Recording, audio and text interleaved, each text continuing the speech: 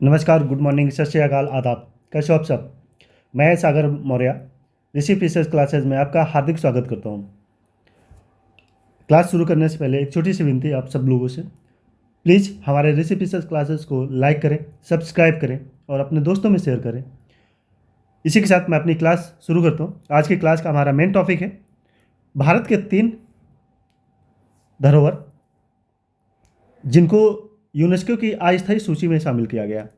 अस्थायी सूची वो सूचियाँ होती हैं जिनको या जिनमें शामिल स्थलों को भविष्य में यूनेस्को की स्थायी सूची में शामिल करने की प्रबल संभावना होती है। पहले विश्व धरोहर यूनेस्को के विश्व धरोहर में शामिल होने से पहले उन स्थलों को अस्थायी सूची में शामिल किया जाता है। मेन फैक्ट ये है। और भारत की वर्तमान स्थिति देख लें। वर्तमान में भारत की जो स्थल है अस्थायी सूची में, उनकी संख्या है 52। तो आज की क्लास में हम पढ़ेंगे जो नए 3 साइट्स अस्थायी सूची में शामिल किए गए उनके बारे में, और साथ ही साथ यूनेस्को की एक ब्रीफ डिस्कशन और भारत की टोटल यूनेस्को में शामिल साइट्स के नाम, और साथ ही साथ भारत इसका कब मेंबर बना और भारत की स्थिति क्या है, और साथ ही साथ यूनेस्को में कितने सदस्य हैं प्रेजेंट टाइम में। तो हम बढ़ते हैं अपनी क्लास में। 3 साइट्स, पहला मुंडेरा का सूर्य मंदिर, तीसरा वडनगर गुजरात और ऊनाकोटी त्रिपुरा। ये 3 साइट्स हैं जिनको हम एक ब्रीफ में देखते हैं। भारत के 3 साइट्स नए सांस्कृतिक स्थल जिनको अस्थायी सूची में शामिल किया है। पहला है मुंडेरा का सूर्य मंदिर। इसके निर्माण की बात करें, सोलंकी वंश के राजा भीम प्रथम द्वारा कराया गया और ये पुष्पावती नदी के तट पर अवस्थित है। और इस पे जो शैली का प्रयोग किया गया, मरु और गुर्जर वास्तुकला शैली और साथ ही साथ हिंदू ईरानी शैली का प्रयोग किया गया इस मंदिर के निर्माण में। और इस मंदिर के 2 पार्ट हैं। पहले हिस्से को गर्भगृह और दूसरे हिस्से को सभा मंडल कहा जाता है। और एक विशाल कुंड भी है मंदिर में, एक विशाल कुंड है जिसको सूर्य कुंड या राम कुंड के नाम से जाना जाता है। और आगे बात करें, मुंडेरा सूर्य मंदिर को गुजरात का खजुराहो भी कहा जाता है क्योंकि इसके जो मंदिर की शिलाओं या मंदिर का निर्माण खजुराहो जैसी ही है। और आगे बढ़ते हैं, मुंडेरा का जो है वर्णन उल्लेख स्कंद पुराण और ब्रह्म पुराण में भी मिलता है। और दूसरा है जो अस्थायी सूची में शामिल किया है, दूसरा है हमारा वडनगर। वडनगर गुजरात के मेहसाणा जिला में स्थित एक शहर, बहुस्तरीय ऐतिहासिक शहर है जिसको पहले आनंद नगर, अनारत्रापुर और नागर के नाम से जाना था। और ये शहर अपनी सांस्कृतिक या कल्चरल से विख्यात 5वीं शताब्दी से रहा। 5वीं शताब्दी में हटकेश्वर मंदिर और साथ ही साथ अंबाजी मंदिर का निर्माण किया गया। और वडनगर में ही बौद्ध धर्म से जुड़े हुए और जैन धर्म से जुड़े हुए और साथ ही साथ हिंदू धर्म से जुड़े हुए स्मारक, ये 3 धर्मों के स्मारक वडनगर शहर में मिलते हैं। और यहाँ पे 7वीं शताब्दी में, वडनगर में 7वीं शताब्दी में चीनी यात्री हैंसांग भी अपनी यात्रा कर चुके हैं और अपने उल्लेख में, अपने लेखनी में उसका वडनगर का विवरण कर चुके हैं। और आगे बढ़ते हैं, अगला है ऊनाकोटी। ऊनाकोटी रॉक कार्विंग, ये त्रिपुरा में स्थित है। त्रिपुरा राज्य का ऊनाकोटी जिला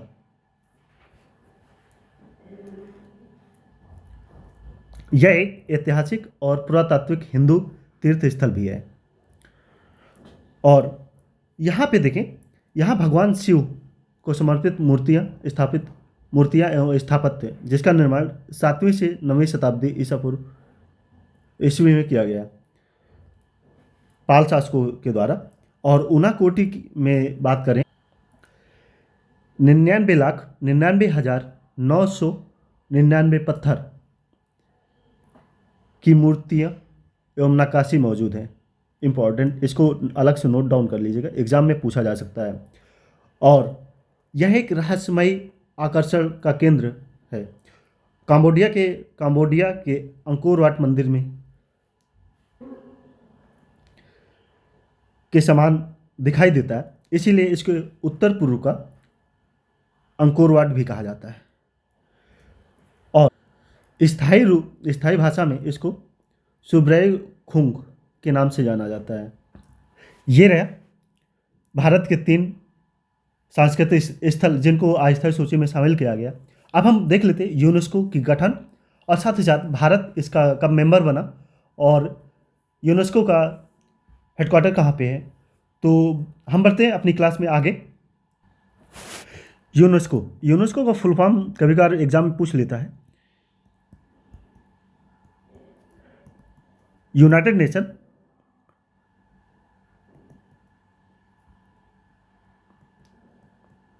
नेशन एजुकेशनल साइंटिफिक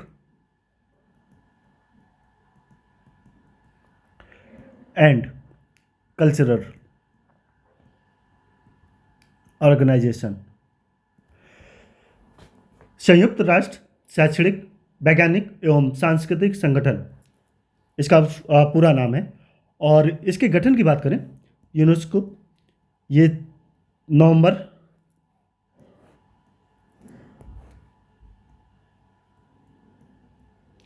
1945 में गठन किया गया।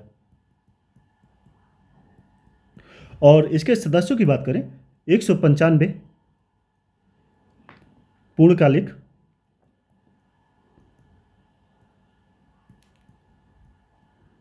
सदस्य हैं और 10 जो है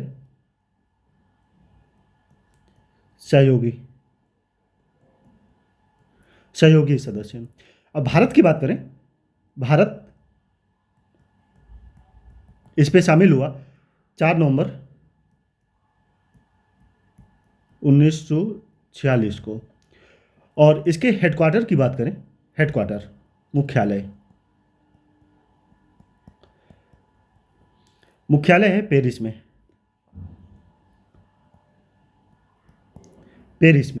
अब बात कर लेते हैं भारत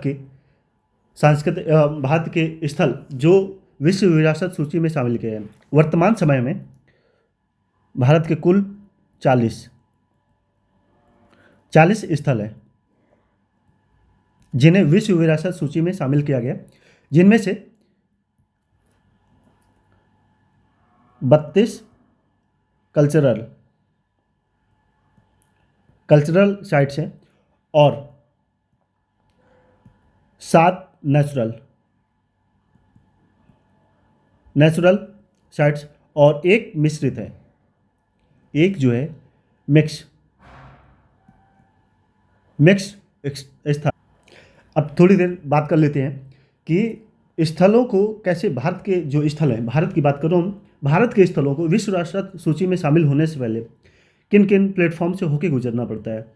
तो इस पे है कि केंद्र सरकार और राज्य सरकार के द्वारा प्राप्त प्रतिवेदन को भारतीय पुरातत्व सर्वेक्षण विभाग द्वारा उसकी समीक्षा की जाती है। उसके बाद ही भारतीय पुरातत्व सर्वेक्षण विभाग द्वारा ही यूनेस्को की विश्व विरासत केंद्र के पास ये प्रस्ताव भेजता है और यूनेस्को द्वारा इसको शामिल कर लिया जाता है। तो बात करते हैं जो 40 स्थल हैं, मैप में देखिए आप। तो बात करते हैं कुछ इम्पोर्टेंट साइट्स, जिनमें से मैं बात करूंगा प्राकृतिक विरासत और साथ ही साथ जो एक मिक्स है, जो अक्सर एग्जाम में ज़्यादातर पूछने की संभावनाएं रहती हैं। पहला बात करते हैं मिक्स जो है कंचनजंगा नेशनल पार्क, ये मिक्स साइट्स है। और 7 जो है नेचुरल में काजीरंगा, ये नेचुरल। और मानस,